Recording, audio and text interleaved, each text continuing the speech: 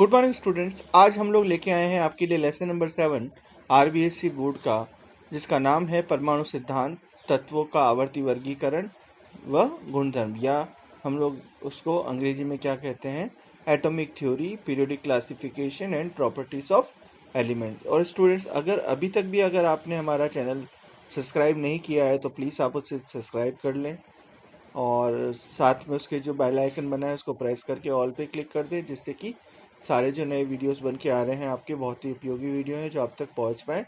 और अगर आपको वीडियो अच्छा लगता है तो अंत में आप एक लाइक और एक अच्छा सा कमेंट ज़रूर करें।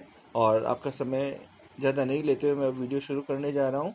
तो सबसे पहले स्टूडेंट्स हम लोग जानने जा रहे हैं पदार्थ के बारे में, है ना, कि पदार्थ क्या होता है।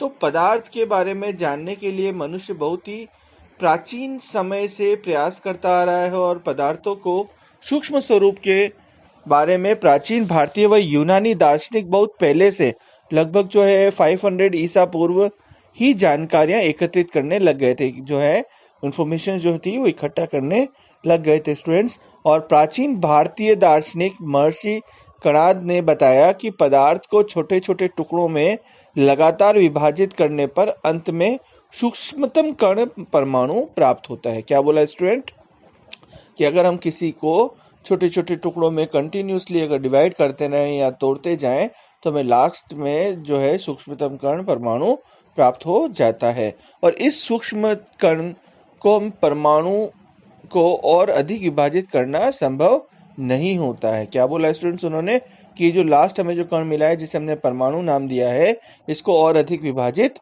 नहीं किया जा सकता है। और एक अन्य भारतीय दार्शनिक पंकुधा काव्यायाम ने बताया कि पदार्थ के भिन्न भिन्न रूप इन कणों के संयुक्त होने से प्राप्त होते हैं। जैसे लगभग समय ग्रीक दार्शनिक डेमोक्रिटिक्स एवं ल्यूसिपस ने इन सूक्ष्मतम अविभाज्य कणों को एटम्स का, क्या बोला स्टूडेंट्स, एटम्स का, क्योंकि ग्रीक भाषा में इसे एटोमियो से लिया गया है। किसे लिया गया है स्टूडेंट्स, एटोमियो से लिया गया है, जिसका अर्थ होता है कि ना काटा जाने वाला या अविभाज्य। और परमाणु के बारे में ये सभी विचार केवल दार्शनिक मत थे, इनका कोई वैज्ञानिक या प्रायोगिक आधार नहीं था, खाली ये कहा गया। उसके बाद में 18वीं शताब्दी के अंत में इस और कई महत्वपूर्ण कार्य हुए तथा नियमों व प्रयोगात्मक तथ्यों के आधार पर परमाणु सिद्धांत भी दिए गए स्टूडेंट्स। तो ये हम लोग किसके बारे में जान रहे हैं स्टूडेंट्स, कि पदार्थ क्या होता है, परमाणु क्या होता है, उसके बारे में। तो अब सबसे पहली थ्योरी हम लोग यहाँ पढ़ने जा रहे हैं, जिसको हमने नाम दिया है डाल्टन का परमाणु सिद्धांत, या जिसे हम लोग एटॉमिक थ्योरी ऑफ डाल्टन भी कहते हैं स्टूडेंट्स। क्या बोलते हैं, एटॉमिक थ्योरी ऑफ डाल्टन भी कहते हैं स्टूडेंट्स हम लोग। तो सन 1808 में जॉन डाल्टन नाम के एक ब्रिटिश स्कूल के अध्यापक ने परमाणु की व्याख्या करने के लिए एक सिद्धांत दिया। क्या हुआ स्टूडेंट्स, कि जो जॉन डाल्टन थे वो एक ब्रिटिश स्कूल के अध्यापक थे, यानी कि टीचर थे। उन्होंने परमाणु की व्याख्या करने के लिए अपना एक सिद्धांत प्रतिपादित किया, या कहा उन्होंने, क्या कहा उन्होंने अब, कि यह परमाणु सिद्धांत रासायनिक संयोजन, द्रव्यमान संरक्षण एवं निश्चित अनुपात के नियमों के आधार पर दिया गया है। कौन कौन से सिद्धांत स्टूडेंट, यहाँ पे हम किस किस की बात कर रहे हैं, परमाणु सिद्धांत का रासायनिक संयोजन, द्रव्यमान संरक्षण व निश्चित अनुपात के नियमों के आधार पर दिया गया। तो इसके अंदर क्या क्या बातें बताई गई उसके बारे में हम लोग अब चर्चा करते हैं स्टूडेंट्स, कि इनके मुख्य अभिग्रहित निम्न थे, जिसमें क्या कहा गया, प्रत्येक पदार्थ छोटे छोटे कणों से मिलकर बना होता है। क्या बोला स्टूडेंट्स, कि प्रत्येक पदार्थ जो है वो छोटे छोटे कणों से मिलकर के बना होता है, जिसे हम परमाणु कहते हैं। अगर आपसे कोई पूछे स्टूडेंट्स कि परमाणु की परिभाषा क्या होती है, तो हम लोग क्या कहेंगे, प्रत्येक पदार्थ छोटे छोटे कणों से मिलकर बना होता है, जिन्हें एटम्स कहा जाता है।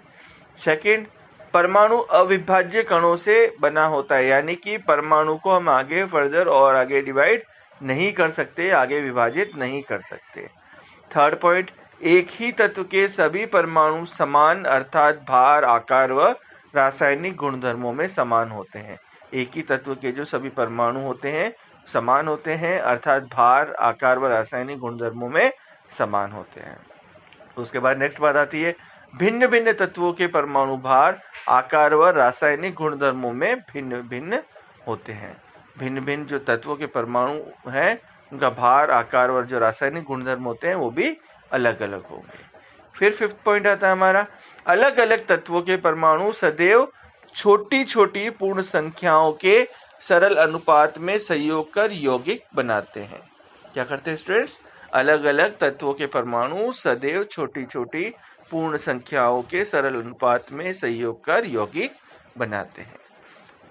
फिर एक लास्ट बात उन्होंने क्या कही स्टूडेंट, कि रासायनिक अभिक्रियाओं में परमाणु केवल पुनर्व्यवस्थित होते हैं, इन्हें रासायनिक अभिक्रिया के द्वारा न तो बनाया जा सकता है ना ही इन्हें नष्ट किया जा सकता है। ना तो मतलब इसे हम बना सकते हैं ना ही हम इसे खत्म कर सकते हैं। तो डाल्टन का परमाणु सिद्धांत बहुत सारे तथ्यों की व्याख्या नहीं कर पाया, परंतु इसके द्वारा परमाणु के बारे में वैज्ञानिक तथा प्रायोगिक तथ्यों के आधार पर जो है स्टूडेंट्स अग्रिम अन्वेषणों की पुख्ता नींव रखी गई और 19वीं शताब्दी के अंत तक यह ज्ञात हुआ कि परमाणु में कुछ और छोटे छोटे कण भी विद्यमान होते हैं और इन अपरमाणविक कणों की उपस्थिति के कारण परमाणु सिद्धांत में और संशोधन भी हुए। तो स्टूडेंट्स ये आपका जो टॉपिक था हमारा डाल्टन का परमाणु सिद्धांत कंप्लीट होता है और इस पूरे चैप्टर के हम लोग जो है आपके लिए छोटे छोटे वीडियो बना करके ला रहे हैं जिससे कि आप बोर नहीं होंगे और एक पर्टिकुलर टॉपिक को आप लोग जो है अच्छे लेवल पे उसे आप समझ पाएंगे। तो ये था हमारा डाल्टन का परमाणु सिद्धांत। तो स्टूडेंट्स अभी भी अगर आपने जो है वीडियो को लाइक नहीं किया है, सब्सक्राइब नहीं किया है और अगर आपको अच्छा लगा है फिर भी आपने कमेंट नहीं किया है तो प्लीज़ आप उसे जल्दी से एक अच्छा सा कमेंट कर दें और अपने दोस्तों को भी बताएं और उनसे भी हमारा चैनल सब्सक्राइब करने के लिए बोलें, जिससे वो अच्छे अच्छे वीडियो हमारे आपके लिए जो इन्फॉर्मेटिव वीडियोस हैं वो लोग देख पाए।